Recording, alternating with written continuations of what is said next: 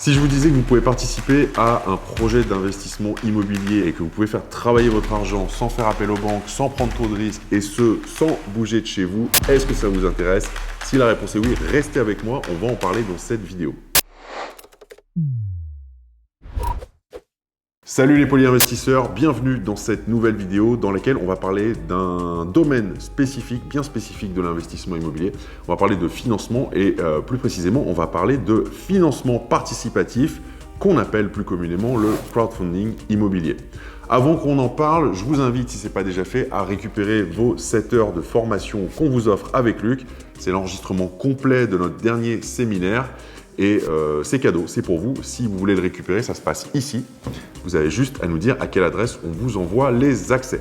Ceci étant dit, on va donc parler de crowdfunding immobilier. Et donc, qu'est-ce que c'est tout d'abord que le crowdfunding immobilier? Eh bien, le crowdfunding, c'est le terme anglais qui va désigner le financement participatif.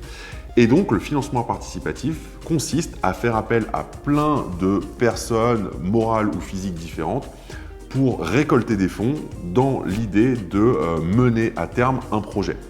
Donc, concrètement, dans le cadre de l'investissement immobilier, vous avez une personne qui a besoin de fonds pour investir, pour mener à bien un projet d'investissement immobilier. Elle va faire appel à d'autres personnes, en plus des banques, pour lui prêter cet argent. Et donc, c'est là où ça va nous intéresser en tant qu'investisseur. Si aujourd'hui vous êtes dans une situation dans laquelle vous ne pouvez pas faire appel aux banques pour investir, lever de la dette, ou bien vous n'avez pas envie, ça ne vous intéresse pas d'acheter un bien immobilier, de le détenir en nom propre, de détenir un bien immobilier en dur, de gérer des locataires, des travaux, etc., eh bien vous avez la possibilité de prendre part à un projet immobilier par le biais du crowdfunding. Comment ça va se passer concrètement ?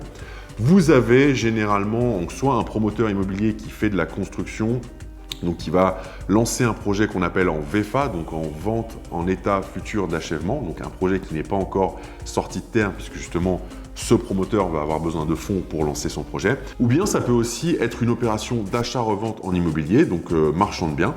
C'est un petit peu plus rare, mais ça peut arriver, qui va lui aussi avoir besoin de fonds. Donc voilà, il va récolter pour ne pas faire appel aux banques. Donc, dans le cadre d'un promoteur, ce qu'il faut savoir, c'est qu'un promoteur qui lance un projet de construction immobilière, il a besoin d'énormément de fonds. Et généralement, les fonds qu'il va lever auprès de la banque ne suffisent pas, notamment parce qu'il faut aussi une mise de départ pour initier le projet. Et c'est là où ça peut être intéressant pour ce type d'acteurs du marché de l'immobilier de faire appel au crowdfunding. Et il y a de plus en plus de promoteurs immobiliers, même des gros, qui fonctionnent de cette façon. En gros, il lance le projet, il récolte des fonds, donc il a besoin d'un certain montant, ça peut être 100 000, 200 000, 500 000, 1 million d'euros, ou plus bien sûr, auprès d'un certain nombre de personnes qui vont donc amener des fonds. Donc vous pouvez par exemple participer au projet par tranche de 50, de 100, de 500, de 1000 euros. Ça dépend des projets, ça dépend de la nature du montant. Donc vous allez mettre votre argent et généralement cet argent est bloqué sur une courte période. Ça va varier de 1 an à 3 ans, rarement plus. Et donc ce qui va se passer, c'est que bien sûr votre argent est investi pendant cette période, mais en contrepartie de ça, vous allez percevoir une rémunération pour le fait que vous avez investi de l'argent et que vous prenez un certain risque. Le montant de la rémunération, le rendement de la rémunération, il est connu à l'avance, donc ça peut être 5, 6, 8, 10%, 12%. Et cette rémunération, elle peut vous être versée soit de façon mensuelle, c'est assez rare, de façon annuelle, c'est le cas le plus fréquent. Donc tous les ans, par exemple, si on vous dit qu'il y a 10% de rendement, et que vous avez investi 10 000 euros dans le projet, et tous les ans, en fin d'année, vous allez percevoir 1 000 euros. Et à l'issue de la période de blocage des fonds, vous allez récupérer votre investissement initial, si tout se passe bien, mais généralement c'est le cas. Et vous pouvez aussi vous retrouver avec un projet de crowdfunding qui vous rémunère in fine, c'est-à-dire que vous n'allez percevoir aucune rémunération pendant toute la durée du blocage des fonds. Donc si c'est un projet sur 3 ans, pendant 3 ans, vous ne percevez aucune rémunération. Et à la fin des 3 ans, vous allez récupérer votre investissement de départ plus tous les intérêts des 3 années. Donc voilà à peu près comment ça fonctionne.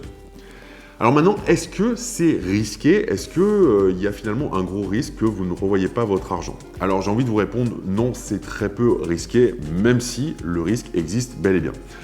La raison, c'est que pour lever des fonds via des opérations de crowdfunding, les promoteurs immobiliers, ils vont passer par des plateformes qui vont organiser cette levée de fonds. et qui sont beaucoup moins coûteuses que les investisseurs institutionnels privés classiques. C'est pour cette raison qu'il y a de plus en plus de promoteurs qui utilisent ce biais-là. Il faut savoir que ces plateformes qui vont faire l'intermédiaire entre donc, les promoteurs et vous, elles sont forcément immatriculées à l'ORIAS et qu'en plus de ça, elles sont surveillées par l'AMF, donc l'autorité des marchés financiers. Donc concrètement, c'est extrêmement encadré. Elles ne peuvent pas faire n'importe quoi et donc c'est pas n'importe quelle personne derrière son écran qui monte une plateforme comme ça et qui va se barrer avec votre argent, clairement pas.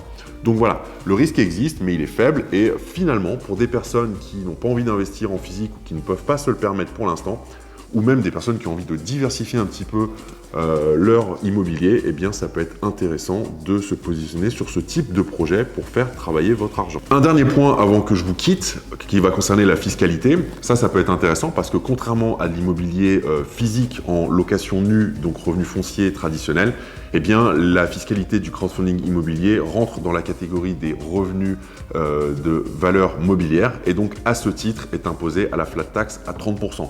Donc, ça peut être extrêmement intéressant aussi si vous avez une tranche marginale d'imposition qui est élevée, eh bien, de vous positionner sur ce type de projet. Ce que vous pouvez faire maintenant, c'est me dire dans les commentaires si vous avez déjà participé à une opération ou plusieurs de crowdfunding immobilier. Et si c'est le cas, faites-nous un retour d'expérience. Si ce n'est pas le cas, dites-nous si ça vous intéresse, si vous avez envie d'en savoir plus, si vous avez des questions. On se fera un plaisir d'y répondre. Et comme d'habitude, bien sûr, likez la vidéo si ça vous a plu, abonnez-vous et cliquez sur la petite cloche, comme ça vous serez tenu informé dès qu'on publiera une nouvelle vidéo. Merci à vous de l'avoir regardé jusqu'au bout et je vous dis à très vite pour une prochaine vidéo. Ciao!